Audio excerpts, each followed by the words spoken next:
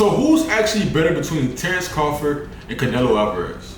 So reportedly, this fight is being aimed for December, early January, and Turki Al-Ashiki is working his magic.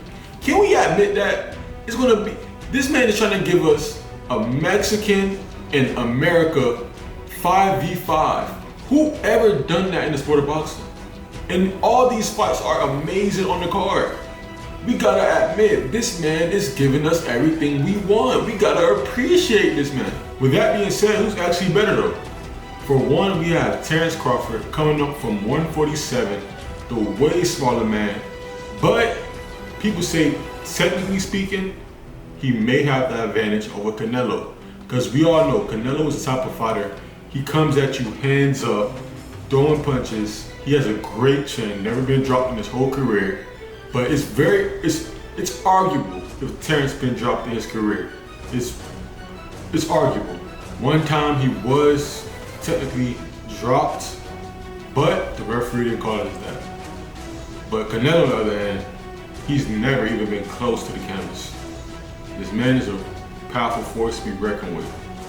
But can Crawford actually go up and give this man a competition? That's the real question. We all know skills pay the bills. But when a man is just simply more powerful than you, what can you do? You can throw all the punches you want, but can you take in those punches? That's the real question here.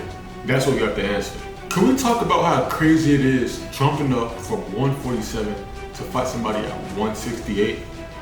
You're not used to that weight. You're not used to that at all. But people say if somebody can beat Canelo in his weight class, it's going to be Terence Crawford. But do we really feel like Terence could have the edge in this situation? This is a lot of weight to conquer. Canelo's been fighting at this weight for a very long time. And he's the way bigger man. We could argue his chin may be better. But we know Terence could definitely beat him round and round. If Terence doesn't get caught with any big shots, stays technical, stays defensively sound, he may be able to pull this off. As we've seen with Canelo and Jermell Charlo, Canelo's just too damn big. But we gotta admit, Jermell Charlo didn't even fight back like that. He was just taking a straight ass whooping. It's insane when somebody like Jaime Munguia put up a better fight than Jermell Charlo. Let's think about that for a second. That's pretty insane. But I believe Terence Crawford is levels above Jermell Charlo. Levels above him. Levels.